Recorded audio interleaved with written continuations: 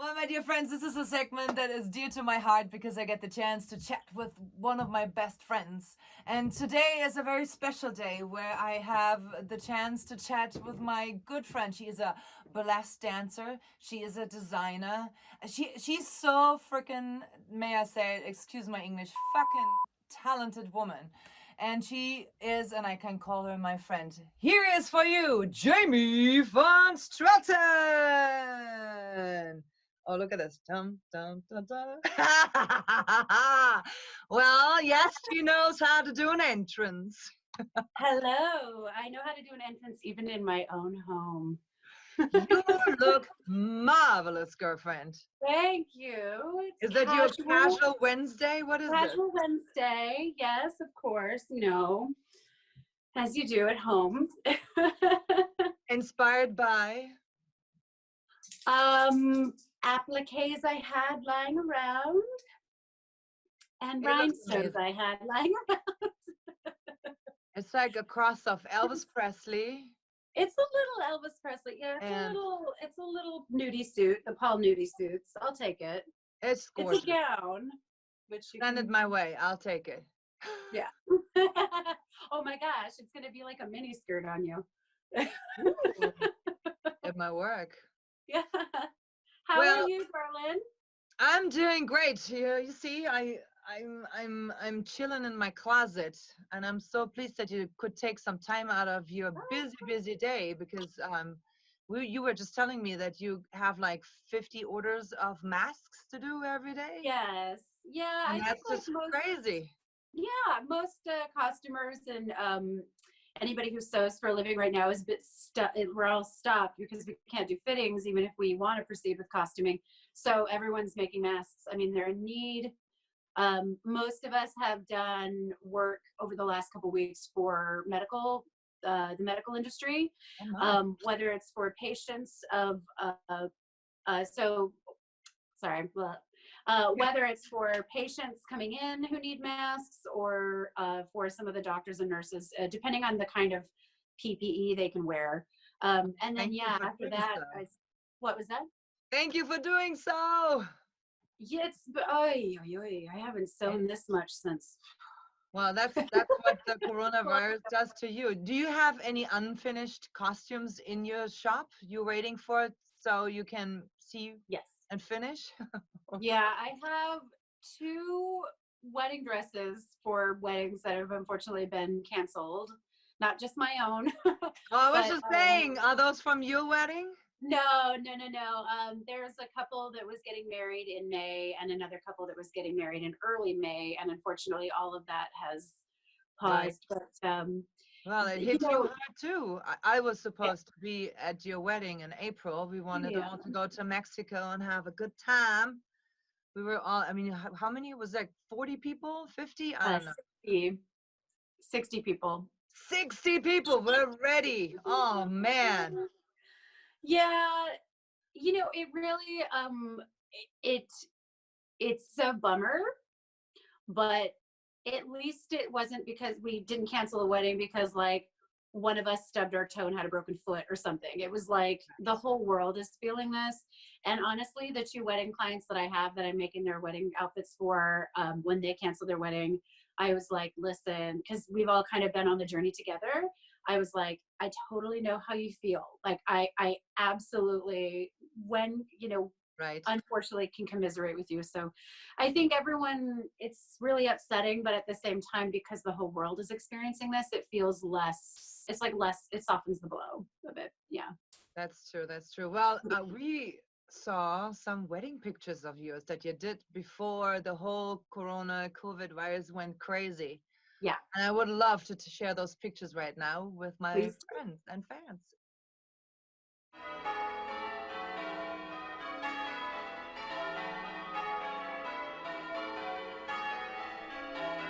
They are gorgeous, just gorgeous. And how did you end up in this beautiful home? So many months before, sorry, I'll take that. Many months before we knew we were going to have a destination wedding, I knew that I wanted to have a photo shoot in a controlled environment because our wedding was going to take place on a boat, and me and my flower lady or flower woman and my maid of honor, we wanted to have fabulous hair with our fabulous outfits, but on a yacht you never know how windy it's going to get, and I wanted to have a really like a controlled environment to present the looks. And so my friend Ben de la Creme from RuPaul's Drag Race has an amazing place up on Capitol Hill. And I mean, like if Bendela ever wants to take a hiatus from drag and become an interior decorator, holy moly. Like this apartment it's one of these beautiful vintage apartments with hugely high ceilings. It's massive, and it's just every bit. We didn't even shoot. There's a whole tiki bathroom, a whole gallery that's with like just tons of like sepia tone paintings on a sepia tone wall. I mean, it's the dining room is bright pink. I mean, it's insane. And so we went in there and photographed the looks, which was a real treat. And so that's how that came to be.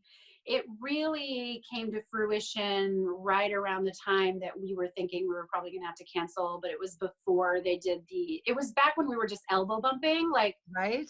Yeah, like people hadn't even considered social distancing yet. So, yeah, so it was a real bittersweet. I think as we were doing it, we kind of knew the wedding wasn't going to happen. So it was special to me in that way. Yes.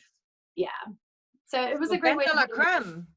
Yeah. Have you done costumes for Ben de la Creme? I have worked with Ben de la Creme for 15 years as 15 a fellow years. performer. Yeah, as a fellow performer and as a customer. I started making Ben stuff way before Drag Race even was around, I think. And oh yeah, way before Drag Race. It was like the mid to late 2000s. And so yeah, Bendela and our aesthetic is really similar. Like, so we hit it off right away. I started making some stuff for her, and then Drag Race came, and it was like it changed everything, but it for the best, obviously for her and for Jinx Monsoon, and yeah. Have you seen any of your costumes on the show at RuPaul's Drag Race? Yeah, on season 5, I lent Jinx Monsoon many a thing.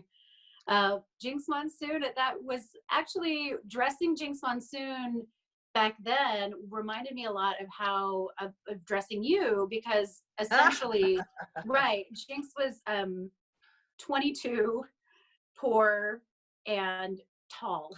So she essentially she fit into everything of mine if my torso was like 5 inches taller or longer, and so I loaned her everything that I had that was stretch. But it was funny when I started working with you, it just reminded me a lot of working for Jinx, because Jinx was like a tall Barbie doll, which is like you pretty much. So yeah, Jinx borrowed a bunch of stuff from me, and then as the year progressed and their appearance on the show, I started creating more specific looks for her because we had more time. When they're going off to Drag Race, I think they have like just a few weeks, so it was a mad scramble. Yeah, she called me and she said, Jamie, I'm going to Portland for 6 weeks to visit my aunt, but I'm going to do a lot of drag. I need to borrow some fabulous looks. Can you please let me borrow some? And I was like, sure. Because they're not allowed to tell people where they're going. And so I was like, yeah, I can surely let you borrow some outfits for your aunt's drag show in her house. So that was really cute. So there's a lot of my work on season 5. Some of it goes over well with the judges, some not. And then Bendela had me do quite a bit of things for season 6, which was this. That's amazing. Yeah, it was really fun. talking about performing, it's not that you only design beautiful costumes. You did a bunch of me, which will be introduced in my show. Yay! I'm wearing one of your creations in my opening trailer, the blue and red circus tent. Yes. That was fun to build. Such a cool. You know, I sent that. One of my friends works as the makeup artist, and his wife is also a makeup artist, but also produces American Horror Story on FX. And the year that we made this dress for you, they did their Freaks show. I don't know what season. And so I sent this to them like, hey, just thought you know, like, not like wanting anything. I just wanted them to see it because it was like part of the lecture.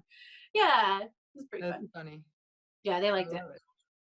But yeah, besides being so creative and talented, you are also an amazing performer. Being in the burlesque scene now for how many years? 15 more? 17 years. 17 years. Yeah, 2003. Oh shit. No, yeah, that's 17, right? Yeah. Yeah. Yes, it's 20. Sorry. Yeah. I had like. Yeah, 17 years. I started in 2003. I think my first like show was I mean, I did shows at the Rendezvous down on 2nd Avenue, 2nd and Bell in 2003, and then I joined the Atomic Bombshells in 2004. Which are a huge hit for those Chicagoans. They're huge here in Seattle, and they tour just around everywhere. You guys are amazing. Yeah. We've been around for a while. Like our first show ever was with Dita Von Teese. She came through and performed at the Showbox, and Kit and LaRue scrambled and put together a show. It was like, here we are. Yeah, and so that was our first like true burlesque. And it was very at the time our troupe was very like super strict vintage only. Like you had to have vintage hair. It was all wigs because we changed. There was only 5 of us, and we do a bunch of group acts and stuff, so we would switch wigs and things. But it was no tattoos. If you had tattoos, you have to cover them.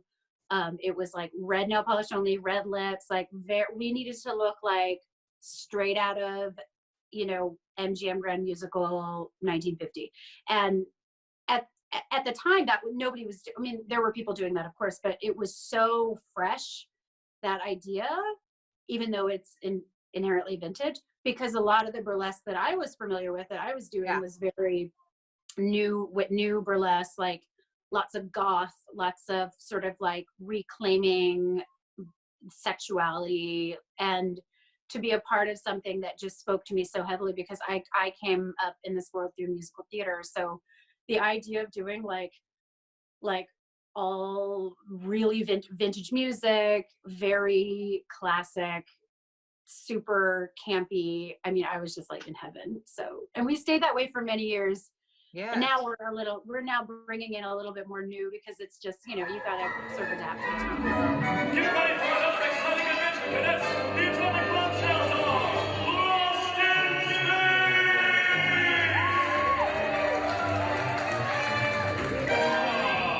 Honey Deluxe has just returned from mapping the surface of the Dog Star. When it comes to stellar cartography, Honey is serious. Kid LaRue is the team's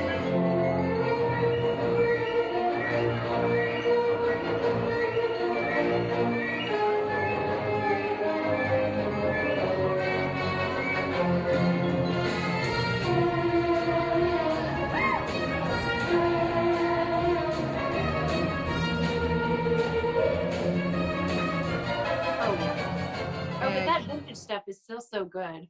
Like, it's crazy because it started where I think the Bombshells in Seattle were doing something super unique. Like Paula the Swedish Housewife and Miss Indigo Blue were the only 2 other performers I knew in Seattle who were doing like really vintage, like high glam. Yes. And then we came along, and then a lot of other troupes started doing, and troupes started growing and building up in Seattle and started doing the vintage way. And so then you only steal from the best. Well, I don't think it was stealing. I think it was just like, it's what is not to love. And especially when it felt like for women to be super glamorous was a treat. It wasn't like back in the day when my grandmother was around and your parents and grandparents were around, it was like, you know, you would be like, you'd have your dress and you'd have your gloves and you have your hat and your handbag, and you don't go outside, and you never be outside like in sweatpants and a t-shirt, you know what I mean? So for All to right. go and then in the era that we grew up, which is like the 80s and 90s, it was like leisure wear is fine. And if you're dressed up, you know, and you probably would have gotten this where you've been dressed up somewhere and people are like, why y'all dressed up? And you're like, Yeah. because I can't, right? So going back to this like high glam, like I get to wear a gown. Yeah. Ooh. And dress up for something. Yeah. Yeah. It has to come back. I think we're over the pajama times. Oh God, I know. I think I might. I mean, there's a part of me that wants to just. I'm literally wearing yoga pants under this though. I mean, let's be honest. But I was like, I do kind of want to just like wear this home and then go walk the dogs in it. Maybe I'll just parade around the yard a bit, just for the neighbors. Hello, everybody. Hello. Royalty has shown her face. I'm here. I took some time today. Yeah, I caught many of your shows, and I really could see how you developed, and Yeah. your last couple of pieces were mind-blowing. That even brought you to Vegas, right? You were invited by the Burlesque Hall of Fame. Yeah, I am competing for Queen of Burlesque at the Burlesque Hall of Fame, which is essentially, if you don't know anything about it, the Burlesque Hall of Fame, not you, but your viewers, Yes. the Burlesque Hall of Fame is like Mecca for burlesque. And once a year, everyone flies to Mecca to give honor. It's really, truly is. And I don't know if that's actually appropriate to say, because I very much like respect and honor religious traditions, but it truly feels like No, I really the think Burlesque Hall of Fame, Miss Exotic World, is so much like the pilgrimage to Mecca, because people fly in from Australia, from everywhere, and they all spend 4 fabulous days and nights together watching shows that are like 6 hours long, and they're just all representative of different types of burlesque and celebrating burlesque. But the big night is Saturday. That's the competition night where they crown the Queen of Burlesque. And this year, I get to compete with 12 other people. 12. when so- when will that take place? Well, it was supposed to be June, and now it's being pushed to late August. And yeah, if not, I think they'll. I mean, my assumption is that they'll just push it to June, and June it of would next be year? yeah. Or- yeah. Yeah, and I would hope that they would keep everyone that they said was got in there, because I would be Right? really- yeah. Well, I have to go to Vegas. I have to see that. Oh my God! I will Yes. be your posse. Yeah. I'm gonna come with my pom-poms.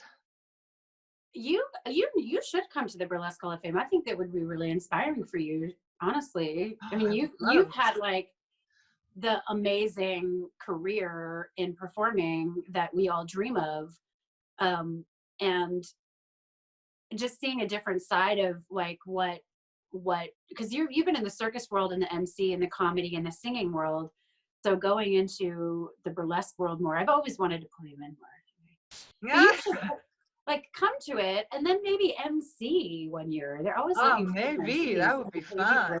great. Yeah, you'd be great at it. Hear that, universe? Okay.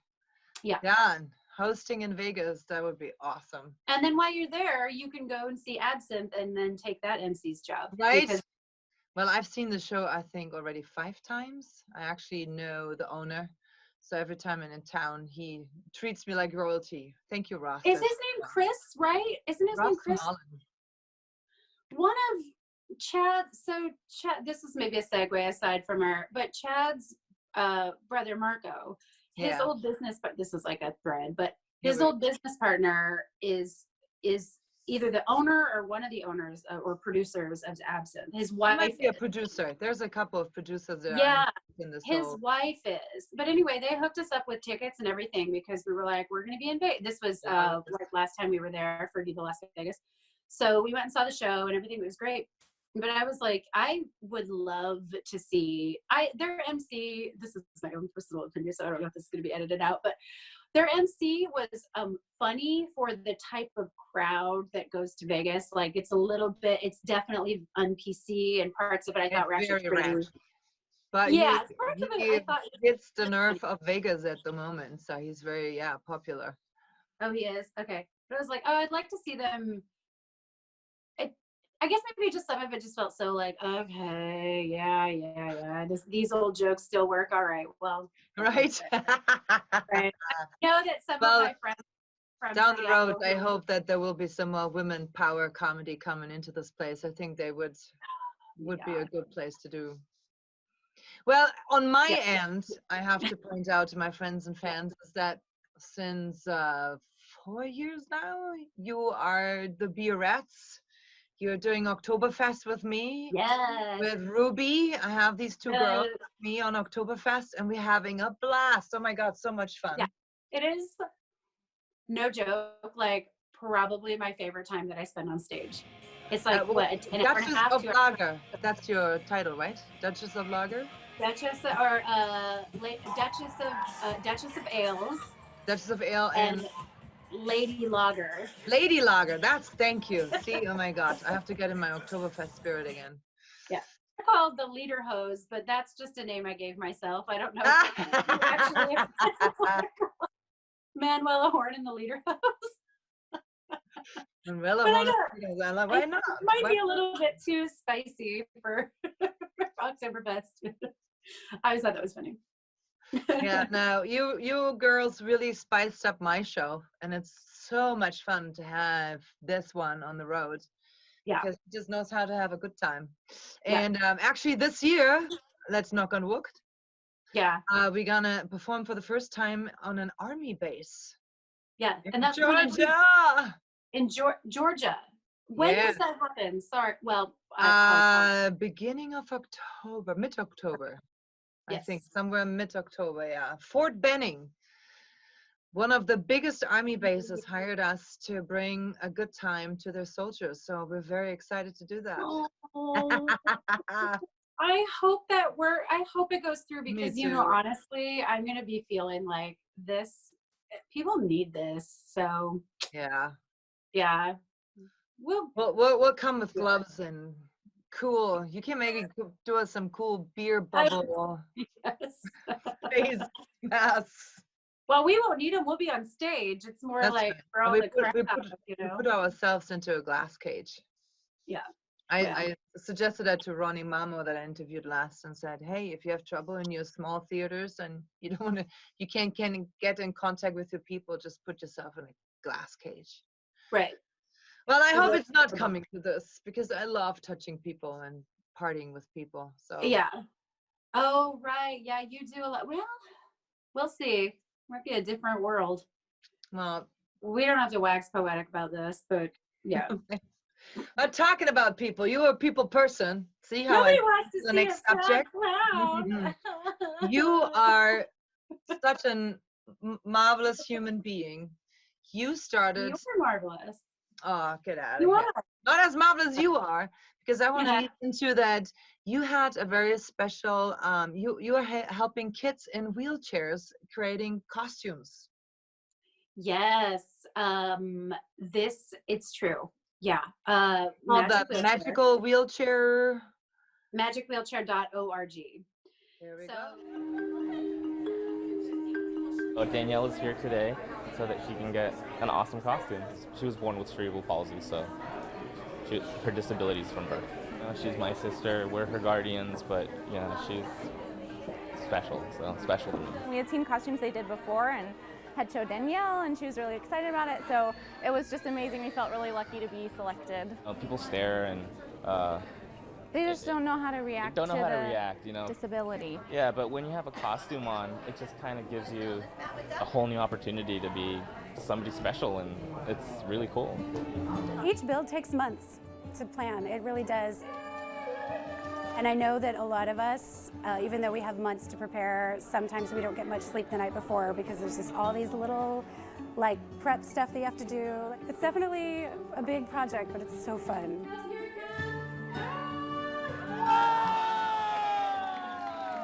Oh my God!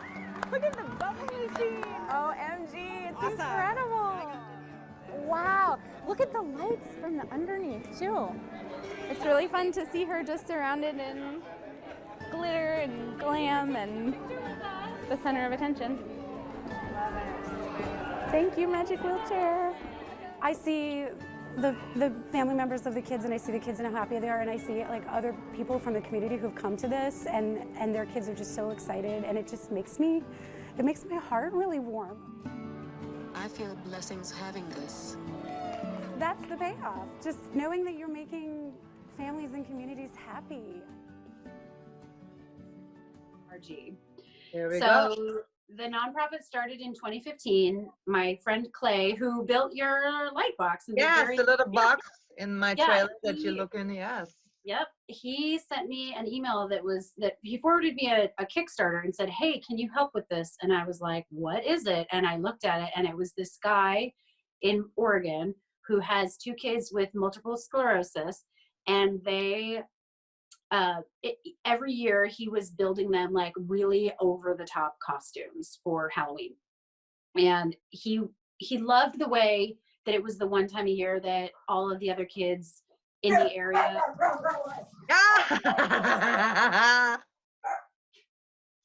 accentuating my that's anyway, so he loved the way that all the kids in the neighborhood were responding to his sons like without fear for once, right? He dressed one of them up as a pirate and one of them up as like the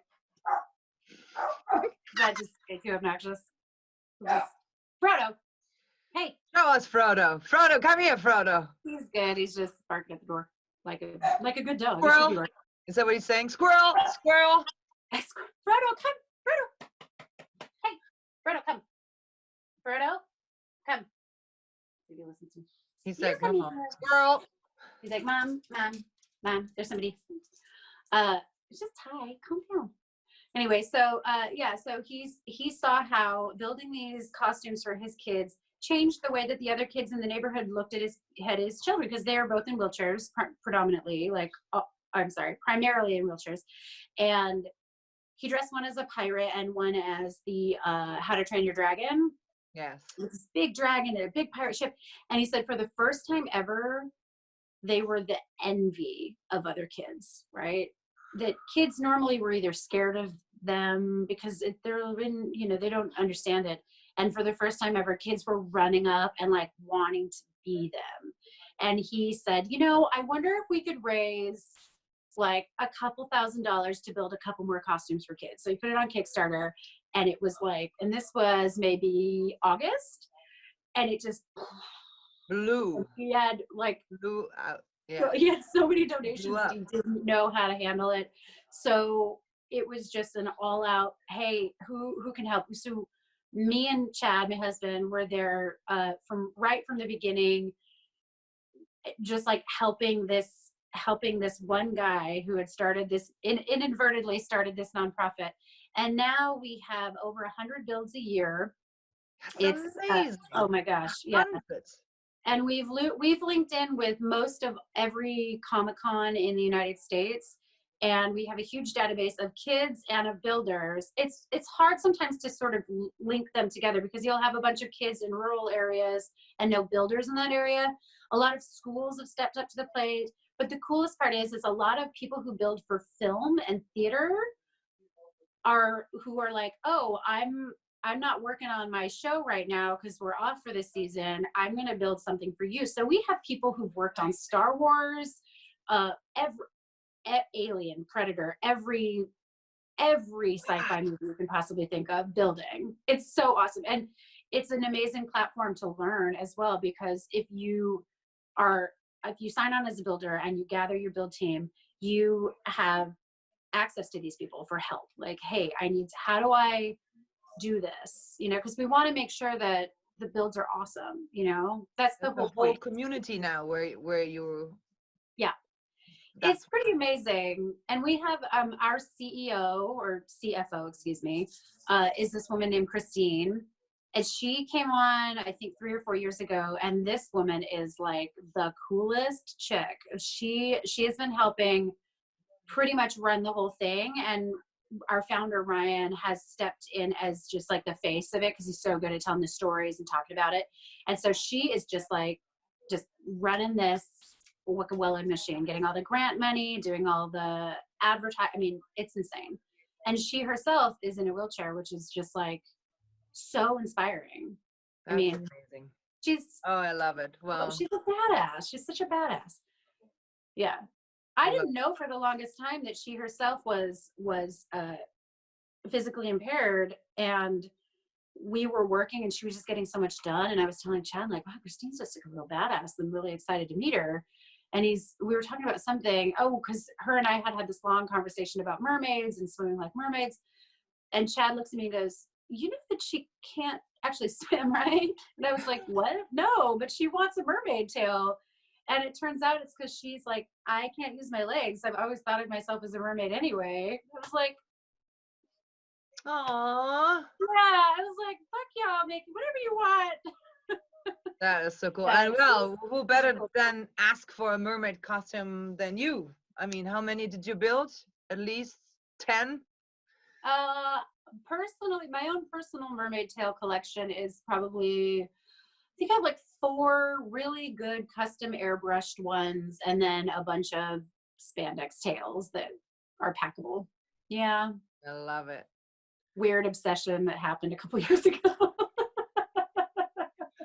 I love you for your weird obsessions. I know, Well, what will we be into next? right? Yeah. Well, we kind of run a little bit out of time. Is there Okay. anything else you would like to share with the world or my fans at this point? Just keep your spirits up, keep happy, try to find happiness and light in every day. And if you're having a shitty day, it's okay to just embrace it. And the Tiger King is a really good bingeable show. What's that? Yes, exactly. And that's how you One should more feel. thing for your listeners and your fans is that if you are at home and you're crafty and you're looking for something to do, I have a Patreon. I've had it for 2 years, and I post sewing, crafting, and like showbiz techniques and tips and tricks of the trade on my Patreon, which I'll send you the link. You can post it. Holy shnikes, y'all! I made a Patreon.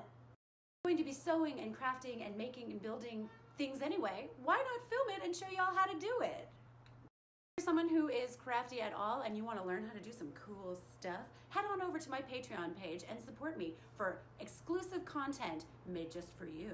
Ooh, girl. Support the artists, support people like me, and get on with your crafty self.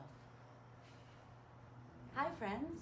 For my very first exclusive content tutorial video, I'm going to show you how to make a fabulous flower hat like this. This will be a fairly simple tutorial, however, you will need quite a lot of supplies. Some of these you might have lying around your house, and others you might need to make a quick stop to your local craft supply. That's a fun one. I have 2 years worth of content, so there's a lot to do. You can make Oh, I love it. Yeah. Let's can- get sewing. Yeah. It's not all sewing. If you're okay with a hot glue gun, you can work. That'll work Ooh, too. so it's not all, you also create props?